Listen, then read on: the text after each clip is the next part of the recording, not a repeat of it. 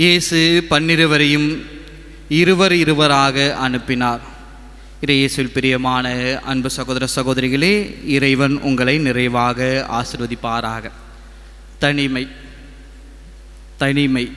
தனிமையில் மகிழ்ச்சியாக இருக்க முடியுமா? தனிமையில் நிறைய பேர் சொல்லுவாங்க, வீட்டில் பிரச்சனை வரும்பொழுது என்னை கொஞ்சம் தனியாக விடுங்க, நான் சந்தோஷமாக இருக்கணும், என்னை யாரும் டிஸ்டர்ப் பண்ணாதீங்க என்று நிறைய பேர் சொல்லுவார்கள். ஆனால் தனிமையில் மகிழ்ச்சியாக இருக்க முடியுமா? எனவேதான் கண்ணதாசனுடைய பாடல் வரி இவ்வாறு கூறுகின்றது: தனிமையிலே இனிமை காண முடியுமா? நள்ளிரவினிலே சூரியனை தெரியுமா? துணையில்லாத வாழ்விலே சுகம் வருமா? என்கின்ற இந்த வரியானது மனிதர்கள் தனிமையாக இருப்பது என்பது பெரும் ஆபத்து. தனிமையாக யாருமே இருக்க முடியாது.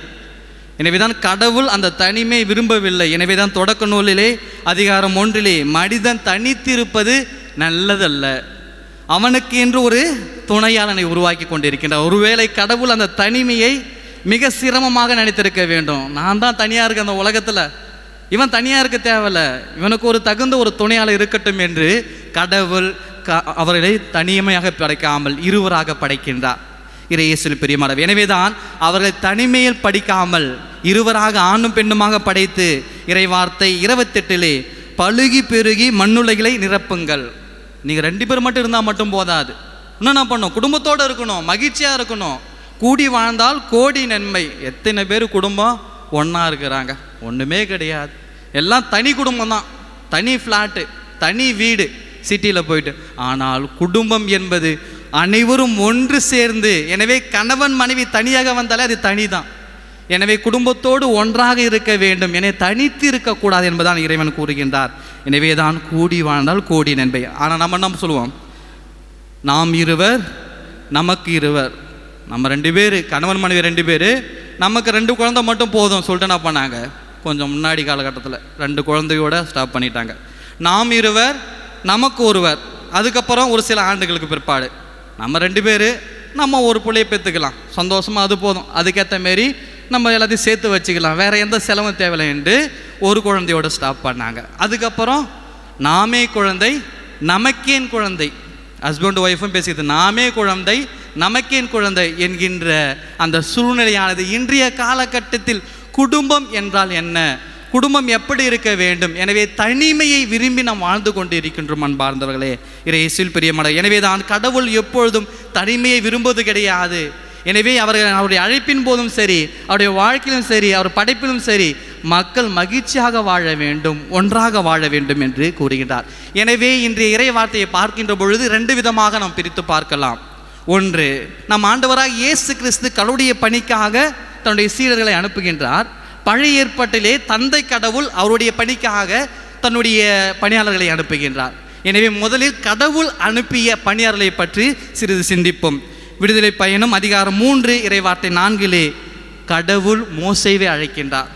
மோசே, இந்த மக்கள் நாம் அனைவரும் திருந்தாமல் இருக்கின்றார்கள், நான் படைத்த மக்கள் தனிமையை விரும்பி தவறு செய்து கொண்டு இருக்கின்றார்கள், பாவம் செய்கின்றார்கள், எனவே அவர்கள் என்னோடு ஒரே குடும்பமாக வாழவில்லை, எனவே அவர்களை நீ மீட்க வேண்டும் என்று கடவுள் மோசேவை அழைக்கின்றார். எப்படி அழைக்கின்றார்? தனிமையில் அழைக்கின்றார்.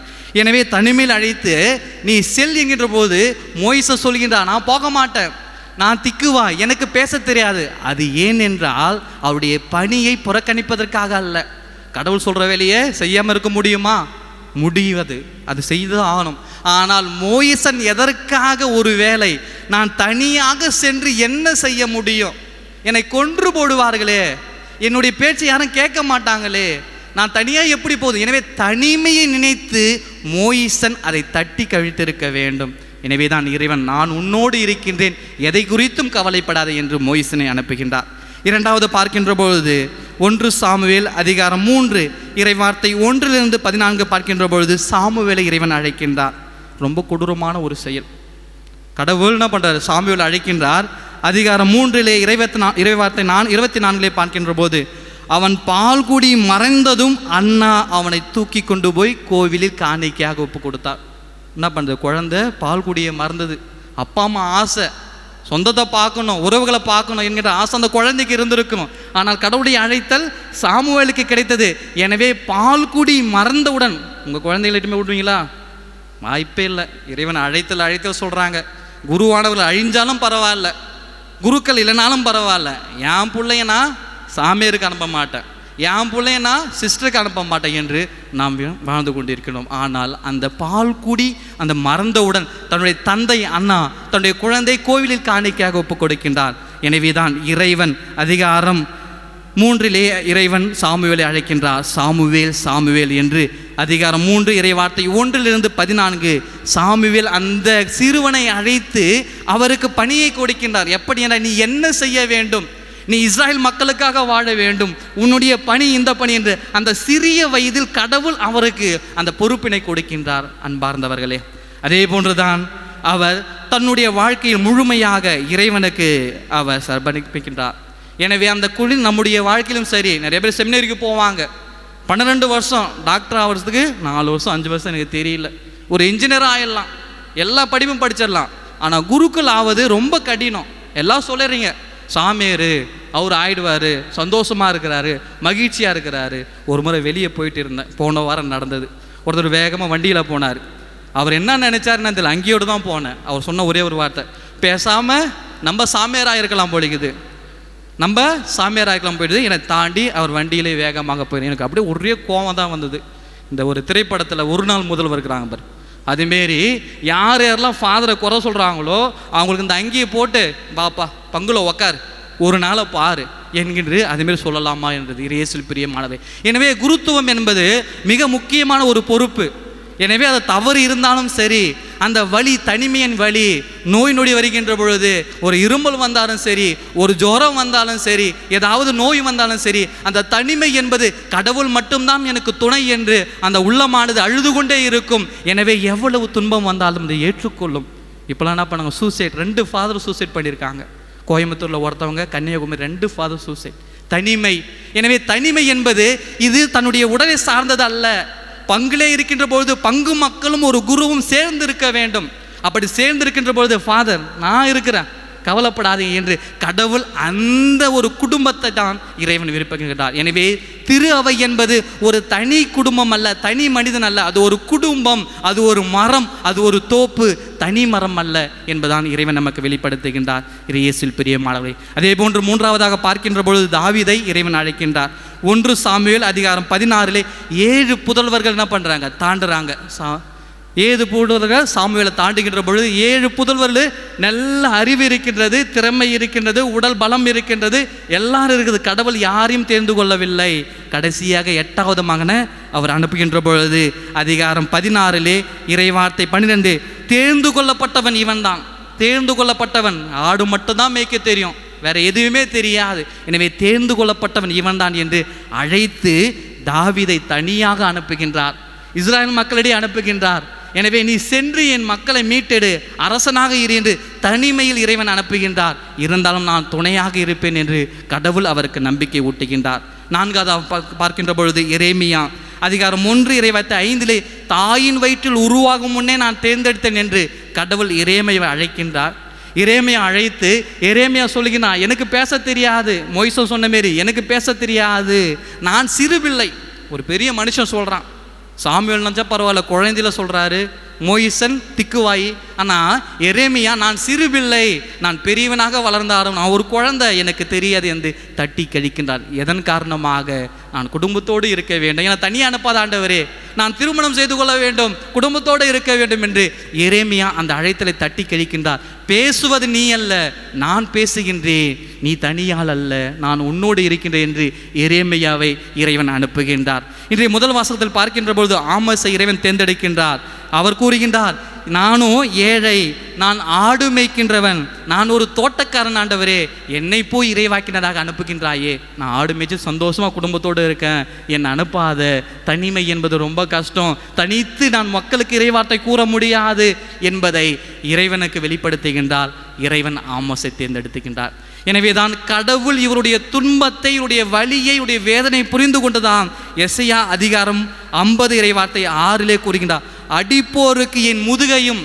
ஒவ்வொரு இறைவாக்கினரும் ஒவ்வொரு குருக்களும் எவர் ஒருவர் கிறிஸ்துவுக்காக கடவுளுக்காக பணிபுரிகின்றார்களோ அவர் கூறுகின்ற வார்த்தை, அடிப்போருக்கு என் முதுகையும், காரி உமிழ்வோருக்கு என் முகத்தையும், தாடி பிடுங்குவதற்கு என் தாடையும் கொடுக்கின்றேன் என்று நம்முடைய தனிமையில் நாம் பட்ட துன்பத்தை எசையா இறைவாக்கினர் மூலமாக இறைவன் வெளிப்படுத்துகின்றார். அதே போன்றுதான் ஆண்டவராக இயேசு கிறிஸ்துவும் கூறுகின்றார். லூக்கா நற்செய்தி அதிகாரம் 20 இறைவார்த்தை 9 அந்த கொடிய திராட்சை தோட்ட குத்துகு ஊமையின் மூலமாக வெளிப்படுத்துகின்றார். முதலில் தலைவர் ஒருவனை அனுப்புகின்றார், மீண்டும் ஒருவனை பணியாளர் அனுப்புகின்றார். அதே போன்று கடைசியாக தன்னுடைய மகனை தனியாக, அப்போ ஒவ்வொருவரும் தனிமையாக அனுப்புகின்றார். அரசர்கள், நீதி தலைவர்கள், இறைவாக்கினர்கள் இவர்கள் அனைவரையும் நாம் கொன்று போட்டோம். கடவுளின் பொருட்டு நாம் ஏற்றுக்கொள்ளாமல் அவர்கள் மீது பழியை சுமத்தி அவர்களை குறை சொல்லி அவர்களை துன்பப்படுத்தி அவர்களை அவமானப்படுத்தி அவர்களை நாம் கொன்று போட்டோம். கொன்று போட்டி கடைசியாக இறைவன் தன்னுடைய ஒரே மகனை இந்த உலகிற்கு அனுப்புகின்றார். எனவே தான் ஆண்டவராக இயேசு கிறிஸ்து அந்த தனிமையினுடைய வலியை புரிந்ததால் இன்றைய நற்செய்தியின் மூலமாக இறைவன் வெளிப்படுத்துகின்றார். தன்னுடைய 12 சீடர்களை அழைத்து நீங்கள் தனியாக செல்ல வேண்டாம். எனவே பழைய ஏற்பாட்டிலே கூறுகின்ற பொழுது சாட்சியானது 2 சாட்சி வேண்டும். ஒருத்தவங்க சொன்னால் கேட்க மாட்டாங்க, இன்னொரு சாட்சி வேண்டும். எனவே இயேசு கிறிஸ்துவுடைய புதுமைகள் அனைத்தையும் அவர்கள் வெளிப்படுத்த வேண்டும். எனவே 2 என்பது ஒன்று பிறரன்பு, மற்றொன்று இறையன்பு. எனவே கடவுளும் அன்பு செய்கின்றார், நானும் அன்பு செய்கின்றேன். எனவே இறைவன் இருவராக அனுப்புகின்றார். என் அன்பார்ந்தவர்களே, எனவே குடும்பத்திலும் நான் கணவன் மனைவி இருவரும் சேர்ந்து நல்ல ஒரு குடும்பத்தை உருவாக்கி என்னுடைய மாமனார் என்னுடைய மாமியாருக்கு, என்னுடைய பெற்றோர்களுக்கு, என்னுடைய பிள்ளைகளுக்கு நான் ஒரு குடும்பமாக இருந்து ஒற்றுமையாக இருந்து இறைவனுடைய எதிர்பார்ப்பை நான் பூர்த்தி செய்வேன். நான் தனிமையாக இருந்து அல்ல, நான் தனி குடும்பமாக இருந்து அல்ல. எனவே நாம் ஒன்றாக செல்ல வேண்டும். எனவே இருவராக அனுப்புகின்றார். நீ ஒருவன் சோர்ந்து போனாலும், எனவே கடவுள் அனுப்புகின்ற பணிக்கு அது குடும்பமாக இருந்தாலும் சரி, குருக்களாக இருந்தாலும் சரி, அருள் சகோதரியாக இருந்தாலும் சரி, அனுப்புகின்ற பணிக்கு துன்பம் வரும். எனவே தான் இறைவனுடைய வார்த்தையில் அழகாக கூறுகின்றார், அந்த ஊரிலே அந்த வீட்டிலே உன்னை ஏற்றுக்கொள்ளாத போது உன்னை இகழ்ந்து பேசுவார்கள். ஏனென்றால் நீ உண்மையை பேச போகின்றாய். நீ சாதாரண ஒரு வார்த்தை சொல்ல போகல, கடவுளுடைய வார்த்தையை நீ அறிவிக்கப் போகின்றாய். என்ன அறிவிக்கப் போகின்றாய்? அன்பு செய்து வாழ், மன்னித்து வாழ் என்கின்ற அந்த வார்த்தையை அறிவிக்கப் போகின்றார். எனவே அனைவரும் உன்னை ஏற்றுக்கொள்ள மாட்டார்கள், உன்னை குறை சொல்வார்கள், உன்னை இகழ்ந்து பேசுவார்கள், உன்னுடைய முகத்தின் மீது காரி முழுவார்கள். ஆனால் எதை குறித்தும் நீ கவலைப்படாதே என்று இறைவன் ஆண்டவராக இயேசு கிறிஸ்துடைய பணியுடைய அந்த துன்பத்தை தன்னுடைய சீடர்களுக்கு அழகாக வெளிப்படுத்துகின்றார். இயேசுவில் பிரியமானவர்களே, எனவே தான் இறைவன் அதிகாரத்தை கொடுத்து, பேய்களை ஓட்டுவதற்கு அதிகாரத்தை கொடுத்து, நோய்களை குணமாக்குவதற்கு அதிகாரத்தை கொடுத்து, அனைத்தையும் கொடுத்து இறைவன் துன்பத்தை ஏற்றுக்கொள்ளக்கூடிய சக்தியும் இன்றைய நற்செய்தி மூலமாக கொடுக்கின்றார். எனவே கடவுள் தொடக்கத்திலே முதல் அழைத்தல் குடும்பம் என்கின்ற அழைத்தலை நமக்கு வெளிப்படுத்துகின்றார். எனவே அழைத்தல் என்றால் அது குருத்துவம் மட்டுமல்ல, அது ஒரு குடும்ப அழைத்தலும். எனவே நான் நல்ல ஒரு கணவனாக இருக்கின்றேனா, எனவே ஒரு குருவானவருக்கு பங்கு மக்கள் நான் இருக்கின்றேன் என்று துணையாளராக இருக்க வேண்டும். ஒரு குருக்களுக்கு மக்கள் கவலைப்படாதே நான் இருக்கின்றேன் என்று சொல்ல வேண்டும். அதே போன்று குடும்பத்திலே கணவனுக்கு மனைவி நான் இருக்கின்றேன், நீ தனியாள் அல்ல, நான் இருக்கின்றேன் என்று சொல்ல வேண்டும். பெற்றோர்கள் பிள்ளைகளுக்கு நான் இருக்கின்றேன் என்று, நீ தனிமை அல்ல, கடவுள் என்னை உமக்கு கொடுத்திருக்கின்றார், கவலைப்படாதே நான் இருக்கின்றேன் என்று சொல்ல வேண்டும். எனவே தான் நண்பர்களுக்கு நான் இருக்கின்றேன் என்று, நீ ஒரு தனியாள் அல்ல, நான் இருக்கின்றேன் என்று சொல்ல வேண்டும். எனவே இறைவன் எப்பொழுதும் குடும்பமாக ஒரே திரு அவையாக நம் வாழ அழைப்பு விடுக்கின்றார். எனவே கூடி வாழ்ந்தால் கோடி நன்மை. எனவே குடும்பமாக ஒன்றாக வாழ்வோம், திருச்சபையை கட்டி எழுப்புவோம். இந்த குடும்பத்தில் உள்ள அந்த மூளைக்கல்லாக நானும் ஒருவனாக இருந்து அன்பு என்பதை பகிர்ந்து அனைவரும் மன்னித்து ஏற்று வாழ்கின்ற பொழுது கடவுள் என்னை நிறைவாக ஆசீர்வதிப்பார். நல்லாயன் என்றென்றும் வாழ்த்து பெறுவாராக.